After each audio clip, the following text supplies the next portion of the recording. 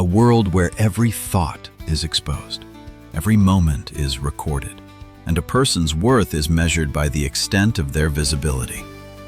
We celebrate the loud, the fast, and the obvious, while ignoring a cold truth. Being seen is not the same as being understood, and being constantly present does not mean you are living with purpose. There is a kind of exhaustion that no amount of sleep can heal. It doesn't come from physical labor. It comes from always having to be available for others. You wake up feeling suffocated, as if your life has been partitioned into small pieces before it even belongs to you. We are fed a fear that if we disappear, we will be forgotten. But the real danger is that you've never stayed present long enough to meet yourself. The Stoic philosophers once said, "Only the courageous are free." And in a world that constantly drains your attention, withdrawing to reclaim your mind is an act of rare bravery. Disappearing isn't about losing yourself. It is the first time you truly begin to find it. If you are on a journey to find stillness in a loud world, start here. A subscription, a comment, or a share is more than just a connection to this channel. It is a silent commitment to yourself that you are ready to change. Because what you are about to hear isn't for entertainment. It is for awakening. You've played the role of the person who is always fine, always ready, always there for far too long. But when everything stops, when no one is watching, when silence takes over, who is the person truly left? Part 1. The paradox of presence and the soul's fatigue. The tragedy of this era isn't that we are overworked.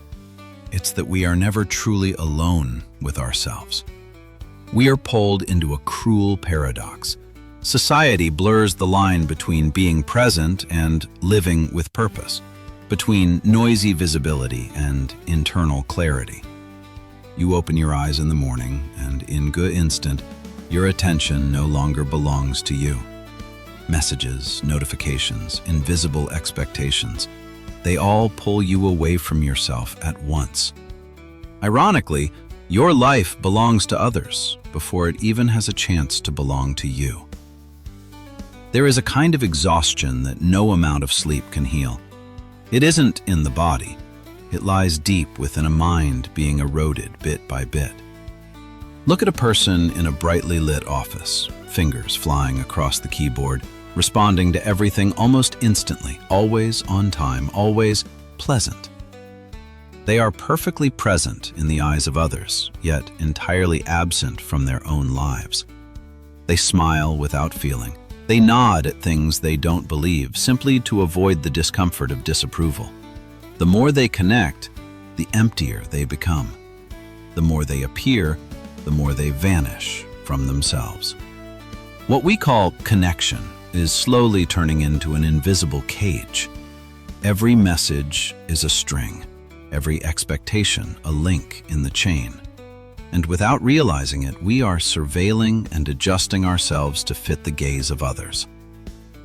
This sickness stems from a deep-seated fear, the fear of being forgotten if we stop appearing. But the real tragedy isn't that the world forgets you. It's that you never had enough space to know who you are. And liberation does not begin with a loud disappearance. It starts with a very small, very quiet refusal. A message left unanswered for a moment. A second you keep for yourself. A time you stop trying to be the version others expect. That isn't laziness. It is discipline. The discipline to break the addiction to validation, which disguises itself as belonging. Because when you continue to live by reflex instead of conscious choice, every interaction pulls you further away from your own axis, until one day, the true self is nothing more than a faint shadow behind all the roles you've grown too used to playing. And then, you will have to face a question no one else can answer. Are you truly living? Or are you just maintaining a version of yourself to please the world? When the mask of presence begins to crack from being too tight, if you choose silence, if you withdraw, what will be revealed? Part 2. The trap of virtual connection and the glass surveillance cage. That constant exposure may look like connection, but in reality, it is a silent process of erosion. We have voluntarily walked into the most sophisticated trap of the digital age, mistaking the addiction for validation, for the longing to belong. You only need to look around a coffee shop where people sit side by side, yet their minds are locked inside glowing screens. They meticulously polish every status update, compressing their depth into a few short sentences. What was once hoped to be a bridge has now mutated into a glass surveillance cage, where every look is a form of judgment and every interaction quietly defines your worth. Then, something more dangerous happens. You aren't just being watched. You begin to observe yourself through the eyes of others. When the craving to be seen spirals out of control, you fragment. You shift your tone for every group, adjust your emotions for every space, and subconsciously trim yourself to be more acceptable. You delete sharp thoughts for fear of causing discomfort. You laugh at things you don't find funny just to avoid being an outcast. And each time, a genuine part of you quietly disappears. You think you are striving to be understood, but the truth is, you are becoming a hostage to a shallow kind of understanding. One that only sees the version of you that has been edited, blurred, and distorted.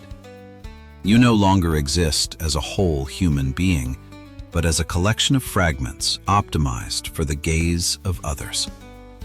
This is the cruelest trap. It doesn't force you. It makes you perform voluntarily. It trains you to trade your internal integrity for hollow applause. And over time, you aren't just tired, you lose the ability to recognize who your real self even is.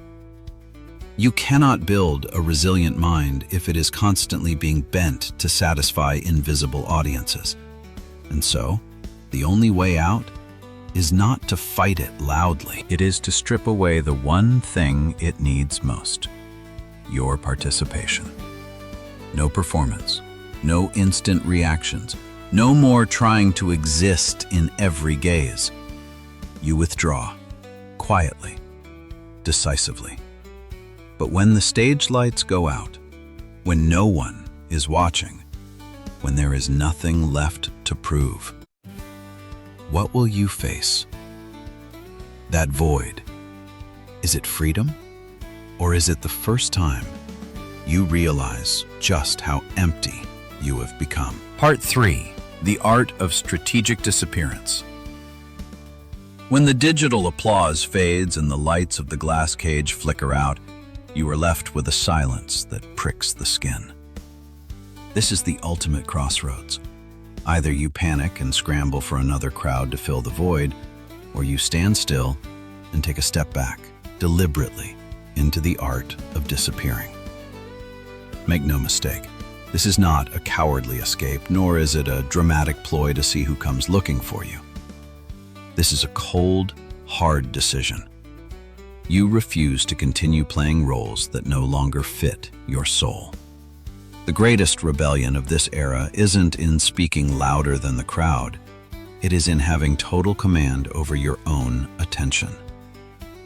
Disconnecting isn't turning your back on the world. It is protecting your psyche from constant erosion. You felt the pressure to instantly answer a midnight text. You felt yourself dragged into meaningless conversations just because a notification lit up. And you thought strength lay in responding fast, responding right. But no. True power lies in the moment you see that urge and you do not act. You feel the pull of the reflex, but you do not submit to it. You put the phone down. You let the expectation hang in the air. You choose stillness over immediacy. That isn't procrastination. That is discipline. The discipline to reclaim a mind that has been scattered for far too long. A person who cannot master their reactions will never master their life. This world runs on fast reactors because they are predictable, easily led, and easily manipulated. But when you stop running to that rhythm, you become elusive. Not because you've vanished, but because you are no longer available for every call. And that is when you start to become dangerous, in the way only a free mind can be. Stop treating your mind like a public hallway where anyone can walk in and leave their tracks. It is time you learned to close the door, not to isolate, but to select. Not to hide, but to rebuild. By withdrawing, the world loses a passive spectator, but in exchange, you win back the sovereignty of your life. But understand this, withdrawing is only half the journey, because anyone can leave a crowd, but when all the noise is gone, when there is nothing left to cling to, when you have no one left to perform for, what will you do with yourself? That void is not a place to hide. It is the place where you are forced to begin again. Part 4. Architecting the inner world, the discipline of stillness. Stillness, ironically, is not a reward. It is a test. When the door is closed and the outside world is shut out, what awaits you isn't peace. It is a space filled with judgment. With no noise left to drown it out, you begin to hear clearly what has always been there. The insecurity, the unfinished thoughts, and a version of yourself you've avoided for too long. If you enter that void without direction, disappearing won't bring freedom. It will only turn you into a drifter. This is where most people fail. They think merely withdrawing is enough, but withdrawal is only clearing the ground. If you do not rebuild, you will go back and repeat the cycle. The discipline of stillness isn't about forcing yourself to be at peace. It is the ability to stay long enough to look directly at the person who is actually there. And it is not pleasant. In the beginning, you will feel restless, empty, even panicked. A morning without interruption, an evening with nothing to fill it. Instinct will urge you to go back, pick up the phone, open an app, find anything to escape yourself. But if you stay, something else begins to happen. You begin to observe instead of reacting. You realize that thoughts are not always truths. You see the old patterns clearly, how you tried to please others, how you avoided discomfort, how you traded your truth for acceptance. And for the first time, you have the chance not to follow them. This process is not loud. It produces no immediate results, but it builds something the outside world cannot touch, an unyielding inner core. A simple yet brutal tool can help you navigate this. Writing. Not to remember, but to expose. Not to polish, but to confront. When you write without editing, without censoring, without trying to look okay, you are dragging the unconscious into the light. And once they are seen, they begin to lose their power over you. Every line might be messy. Every thought might be a contradiction. But in that chaos, you start to realize one thing. You don't need to become a new version of yourself. You just need to stop pretending to be someone else. Bit by bit, in a silence no one witnesses, you gather your broken pieces. Not to be perfect, but to be whole. And then a moment comes where you no longer feel the need to hide. Not because the world has changed, but because you have. When you open the door and step outside, you are no longer seeking attention. You are no longer reacting to the crowd. You are no longer in need of anyone to validate your worth. You are present, but not consumed. You connect, but without losing yourself. And the question is no longer, who are you in the eyes of others? But rather, how will the world face a human being who no longer needs it to define them? Part 5. The silent return and the power of authenticity. And then that moment arrives. No fanfare, no announcements. No one even notices. You open the door and step outside. Not because the world called your name, but because inside you, there is nothing left to run from. Silence is no longer a shelter. It has become your foundation. You don't return to be seen. You are present because you are finally ready to be yourself. This return isn't loud, but it is seismic. Those who thought they knew you begin to feel confused. You are still you, but you are no longer predictable. They throw the old jokes at you, the familiar ways of interacting, trying to pull you back into the version they once knew. But this time, you no longer react to that script. You don't laugh just to fit in. You don't agree just to be accepted. You don't explain yourself just to make others comfortable. Not because you've grown cold, but because you've stopped betraying yourself. The greatest discipline at this stage isn't continuing to stay silent. It is knowing when to be silent. You no longer feel the need to explain your transformation. You understand that any explanation will only be distorted to fit their old perception of you. And so, you choose not to speak. Not to appear mysterious, but because you no longer need to be understood in the old way.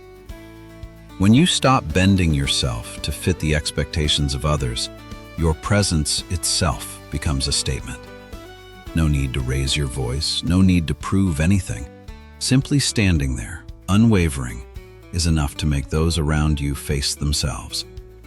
Because a person who can no longer be manipulated is always an uncomfortable mirror. True power does not lie in controlling others. It lies in no longer being controlled by anything external. Your eyes no longer search for validation. Your words are no longer designed to please, and your decisions no longer require consensus.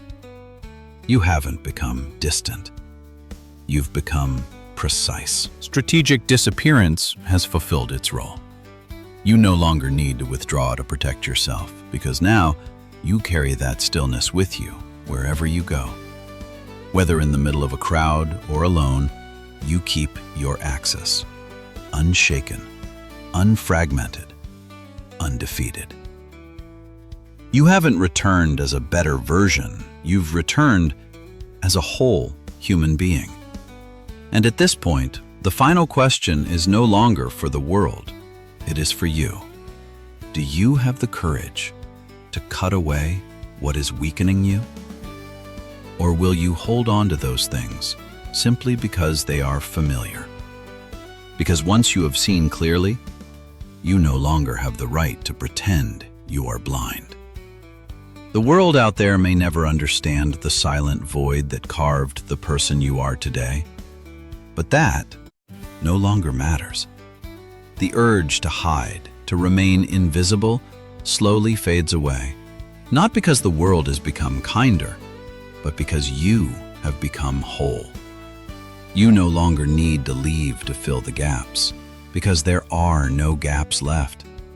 Your core self has taken root in every breath, standing firm as you enter any space without ever needing to shrink yourself down. This return is not a comeback. There are no spotlights, no stage, no new role to play. There is only you in your most primal, authentic state. The crowd may be confused. They may reject you. They may try to pull you back into the old version they once knew. But the moment you realize who you are without needing a single ounce of validation, everything changes forever. You didn't return to continue the game. You stepped out to end it. And from this point on, you are no longer defined by where you appear, but by how you are present. If these words have touched a hidden part of you, do not rush back to the familiar noise. Stay a little longer and go deeper. The next video is waiting for you, not for entertainment, but to continue the journey you've just begun. Subscribing, leaving a thought, or sharing this video is more than just a connection to Stoic journey. It is a silent commitment that you are ready to keep facing, keep cutting away, and keep becoming. This journey is not for the masses. It is for those brave enough to look straight ahead and not look away. Thank you for being ruthless enough to disappear and strong enough to return.